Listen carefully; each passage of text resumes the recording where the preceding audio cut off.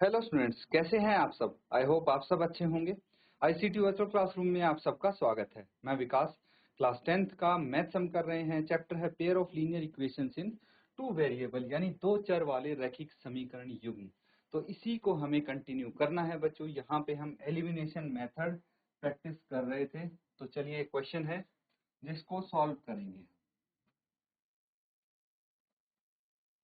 तो ये आपकी वर्ड प्रॉब्लम है। काफी सारे क्वेश्चंस तो हम प्रैक्टिस कर चुके हैं इस टाइप के। ये एक क्वेश्चन और है। अ lending library has a fixed charge for the first 3 days and an additional charge for each day thereafter. Sarita paid ₹27 for a book kept for 7 days, while Susie paid ₹20 for the book she kept for 5 days. Find the fixed charge and the charge for each extra day. तो क्या बोला गया है यहाँ पे कि एक library है। लाइब्रेरी किताबों की लाइब्रेरी है भाई, उसमें आपको किताब उधार मिलती है। उसका चार्ज लगता है, बेसिकली किराए पे बुक्स जो मिलती हैं उनका चार्ज होता है। तो पहले 3 दिन का फिक्स चार्ज है, ठीक है। पहले 3 दिन का एक फिक्स चार्ज है। उसके बाद हर एक दिन का एडिशनल चार्ज है, ठीक है। तो 3 दिन का तो एक पर्टिकुलर चार्ज हो गया कि हाँ 3 दिन का इतने रुपए लगेगा ही लगेगा। उसके बाद आप 4 दिन रखोगे तो अलग होगा, 5 दिन रखोगे तो अलग होगा, 6 दिन रखोगे तो अलग होगा, लेकिन पहले 3 दिन का तो आपको देना ही पड़ेगा। इस टाइप से समझिए।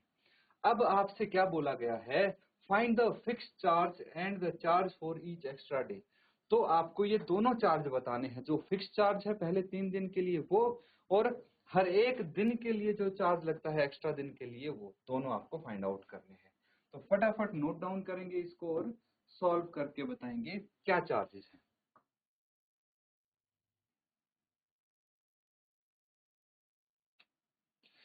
तो बच्चों यहाँ पे सबसे पहले हमें क्या करना है, फिक्स चार्ज वो 3 डे है उसको x मान लेना है, and the charge for each extra day y मान लेंगे। ठीक है, सबसे पहला काम तो यही करना है। Let the fixed charge for 3 days be rupees x and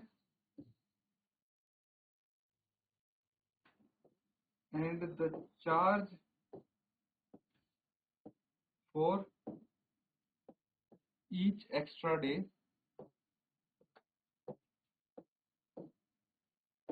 be rupees y।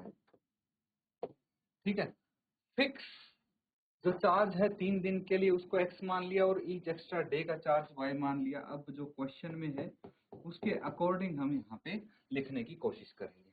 तो यहाँ पे बोला गया सरिता ने 27 रुपए दिए। कितने रुपए दिए? 27 रुपए दिए। किसके लिए? उसने 7 दिन बुक रखी है। तो 7 डेज बुक रखी है, अगर सोच के देखिए 7 डेज बुक रखी है, 7 दिनों में से 3 दिन तो फिक्स चार्ज हो जाएगा। 3 डेज, 3 डेज का तो आपका फिक्स चार्ज लगेगा जो कि है x। ठीक है, बचे कितने दिन? 7 माइनस 3, 4 डेज बचे। तो 4 डेज का लगेगा आपका y रुपीज पर डे, है कि नहीं? हर एक दिन का y रुपए लगेगा चार्ज। तो अब यहाँ पे हम क्या कर सकते हैं कि जो फिक्स है 3 दिन का वो x हो गया, इतने रुपए दिए होंगे सरिता ने, और एक दिन के हिसाब से 4 दिन के हो गए 4y रुपए, ये दिए होंगे अगले 4 दिन के, है ना। एक दिन के y रुपए हैं तो 4 दिन के 4 इंटू वाई, और टोटल रुपए हो गए 27। ये हो गई आपकी इक्वेशन 1। दूसरी इक्वेशन देखेंगे, while Susie paid ₹21 for the book she kept for 5 days। अगर सुशी ने 5 डेज के लिए बुक रखी है, दैट मीन्स 3 डेज को हो गए फिक्स, है कि नहीं? 3 डेज फिक्स हो गया। बचा कितना? 2 डेज। 2 डेज के लिए वाई चार्ज पर डे लगेगा। तो एक्स हो गया 3 दिन का, प्लस 2 दिन के लिए हर एक दिन वाई लग रहा है, तो ये 21 रुपए बनता है। तो ये हो गई आपकी इक्वेशन सेकंड। ठीक है, तो इक्वेशन आ गई। एलिमिनेशन मेथड का यूज करते हैं। अब चलिए, ये समझ में आया ना। अब देखिए बच्चों, कई बच्चों को ये भी कंफ्यूजन होता है कि हम कोफिशिएंट इक्वल करने के लिए मल्टीप्लाई कर देते हैं। ठीक है, ध्यान दीजिए, वो तभी करेंगे जब हमारे कोफिशिएंट इक्वल नहीं होंगे। इस केस में देखिए x का कोफिशिएंट सेम है, दोनों में 1 है, यहाँ भी, तो हमें इक्वल करने की जरूरत ही नहीं पड़ी, हम सीधा एलिमिनेट करेंगे अब x को। तो subtract equation 2 from equation 1। Equation 1 से 2 माइनस कर देंगे, सबट्रैक्ट कर देंगे, क्या आएगा x plus 4y equals to 27, और ये आ गया x plus 2y equals to 21।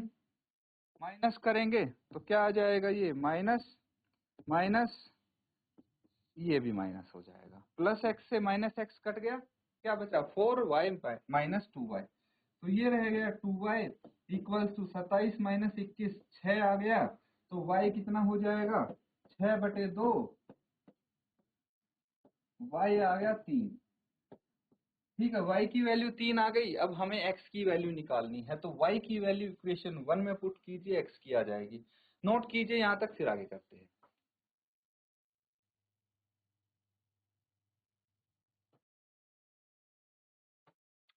ठीक है, यहां तक सबने नोट कर लिया है बच्चों। अब देखिए, put the value of y in equation 1। Equation 1 में y की वैल्यू पुट कर दें, x plus 4y equals to 27, ये इक्वेशन 1 है, तो x plus 4 into 3 equals to 27, x is equal to, पहले यहीं पे मल्टीप्लाई कर लेते हैं, 4 तिया 12 इक्वल्स टू 27, तो x is equal to 27 minus 12, x is equal to 15, और y कितना आया था 3। तो हमें पता लग गया, देयरफॉर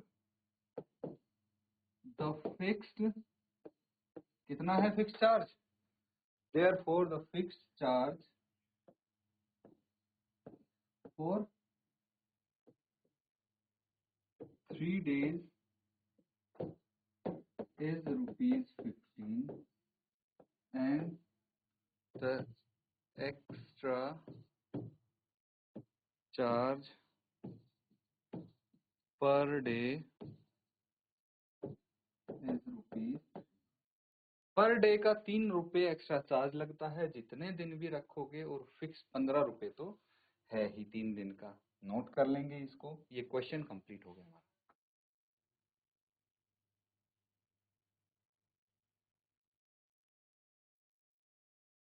ठीक है बच्चों, कुछ और क्वेश्चन, एक्स्ट्रा क्वेश्चंस प्रैक्टिस करके देखते हैं, यहाँ पे नोट करेंगे।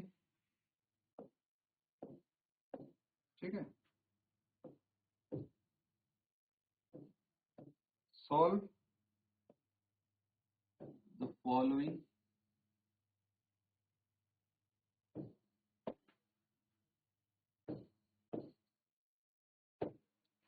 Pairs of equation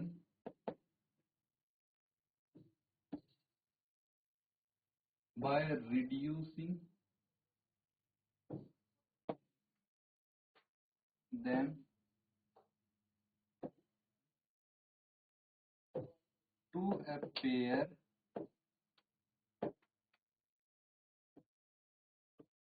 of linear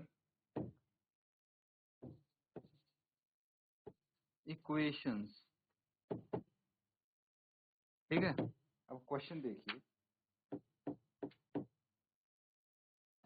1/2x plus 1/3y equals to 2। एक और है 1/√x plus 2/√x plus 3/√y equals to 2। ठीक है, ये है एक इक्वेशन। इसकी दूसरी इक्वेशन होगी 1/3x plus 1/2y equals to 13/6 और इसकी है 4/√x प्लस नहीं माइनस 9/√y इक्वल्स टू -1। ये है पेयर ऑफ इक्वेशंस, इनको रिड्यूस करना है पेयर ऑफ लीनियर इक्वेशन में और फिर सॉल्व करेंगे। नोट कर लीजिए और फर्स्ट पार्ट अभी सॉल्व करेंगे।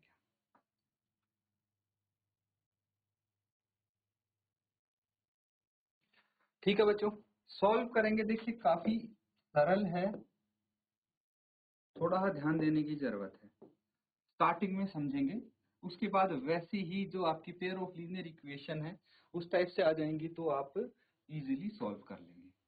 तो यहाँ पे सबसे बड़ी प्रॉब्लम क्या है, 1/x 1/y है ना। ये जो हमारे पास x और y है, ठीक है, इनकी जो पावर है ना, इनकी जो पावर है ये क्या है -1 इस टाइप से है। तो इसीलिए ये पेयर ऑफ लीनियर इक्वेशन नहीं बन रही है। हम क्या करेंगे, हम जो 1/x है सबसे पहला इसी का काम सही करते हैं। लेट 1/x इसको a मान लेंगे एंड 1/y को b मान लेंगे। कोई दिक्कत तो नहीं है इससे। अब क्या करना है, 1/x और 1/y है, इनको a और b मान लिया है हमने। अब हमें एक काम करना है, इसमें इक्वेशन में इसको लिखना है ना। तो क्या आ जाएगा, 1/x है, इसको a मान लिया तो a/2 plus b/3 equal to 2। ठीक है, अभी हम इसका एलसीएम ले लेंगे, ये 6 आ जाएगा तो ये 3a plus 2b equals to 2। और यहाँ पे क्या इक्वेशन आ जाएगा, 3a plus 2b equal to 2 into 6 और ये हो गया 3a plus 2b equals to 12 और इसका नाम ले दिया हमने इक्वेशन 1। ठीक है, तो ये इक्वेशन 1 आ गई। सिमिलरली हम इक्वेशन 2 निकालेंगे। कैसे, a/3 plus b/2 equals to 13/6। LCM ले लेंगे, यहाँ पे 6 आ जाएगा तो 2a plus 3b equals to 13/6। तो देखिए दोनों के डिनोमिनेटर में 6 है, या तो आप डायरेक्टली यहीं के यहीं इसको कैंसिल आउट कर सकते हैं, नहीं तो इसको न्यूमरेटर में ले जाइए उधर, तब कैंसिल आउट हो जाएगा। तो ये आ गया 2a plus 3b equals to 13 equation 2। अब यहाँ पे कोई भी एक वेरिएबल आप इक्वल कर लेंगे, या तो 2a को या 3a को, है ना, या फिर मतलब a वेरिएबल को कोफिशिएंट जो है उनको सेम बनाएंगे या b वेरिएबल को कोफिशिएंट को सेम बनाएंगे और उसके बाद सॉल्व करेंगे। तो नोट करिए इसको, फिर आगे करते हैं।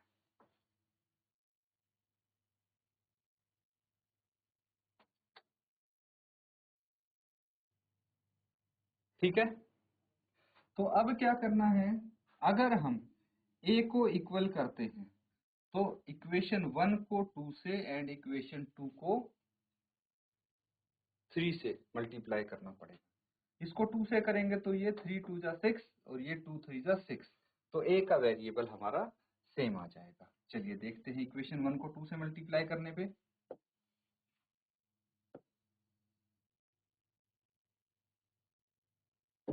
Multiply equation 1 by 2 and equation 2 by 3, तो ये आ जाएगा 6, है ना। मतलब इसको हम 2 से मल्टीप्लाई करेंगे तो ये 6a plus 4b equal to 24 है कि नहीं। 6a plus 4b equal to 24, इसको मान लेंगे इक्वेशन 3।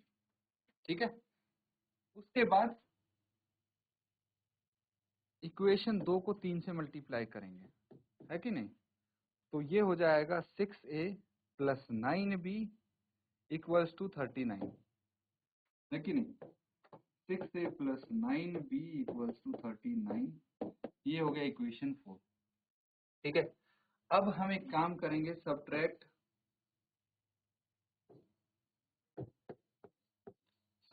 Equation 3 by equation 4। तो 6a + 9b = 39 और 6a + 4b = 24। सब्ट्रैक्ट करना है, साइन हो जाएंगे चेंज, क्या आ जाएगा माइनस माइनस माइनस, क्योंकि सब प्लस के हैं। तो +6 से -6 से कट गया, तो ये कितना बच गया 9b - 4b, ये 5b आ गया, इक्वल्स टू 39 - 24 15 आ गया। तो b = 15/5, 5 दिया 15, तो b आ गया 3। अभी हमारा क्वेश्चन कंप्लीट नहीं हुआ है, अभी हम करेंगे value put value of b in equation 1 में b की वैल्यू पुट कर देंगे। आप किसी इक्वेशन में भी कर सकते हैं, कोई दिक्कत नहीं है b की वैल्यू।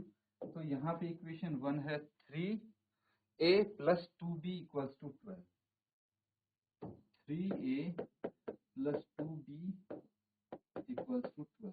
b की जगह 3 रख दिया मैंने, 3a + 6 = 12, 3a = 12 - 6, 3a = 6 and a = 6/3, that is 2। a = 2 आया and b = 3 आया। क्या यहाँ पे हमारा क्वेश्चन सॉल्व हो गया? अभी नहीं हुआ, अभी हमारी सिर्फ a और b की वैल्यू आई है। हमें क्या चाहिए, x और y की वैल्यू चाहिए। ठीक है, तो इसको नोट कीजिए, फिर आगे करते हैं।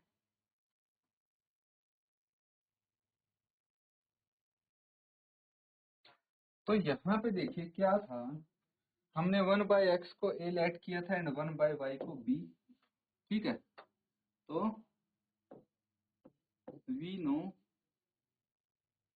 1/x = a and 1/y = b। तो 1/x = a कितना है हमारे पास 2 एंड 1/y = b है 3। यही तो आया था, a 2 आया b 3 आया। तो a और b की जगह वैल्यूज रखी, तो इसको या तो दोनों जगह रेसिप्रोकल कर देंगे, तो ये x = 1/2 आ गया एंड y = 1/3 आ गया। ठीक है, रेसिप्रोकल करने के बाद तो इस तरह से कर सकते हैं, या यहाँ से क्रॉस मल्टीप्लाई कर दो तो भी बात बन जाएगी आपकी, है ना। तो ये इनकी वैल्यू आ गई, यही हमें फाइंड आउट करना था। ठीक है, अब देखिए इसी तरह का एक और क्वेश्चन है आपके पास, ये होमवर्क में कंप्लीट कर लेंगे बच्चों, नोट कर लीजिए इसको। तो बच्चों यहाँ पे जो हमने क्वेश्चंस किए हैं उनको अच्छे से आप रिवाइज करें। इसी के साथ आज का सेशन यहाँ पे एंड करेंगे। Thank you and have a nice day.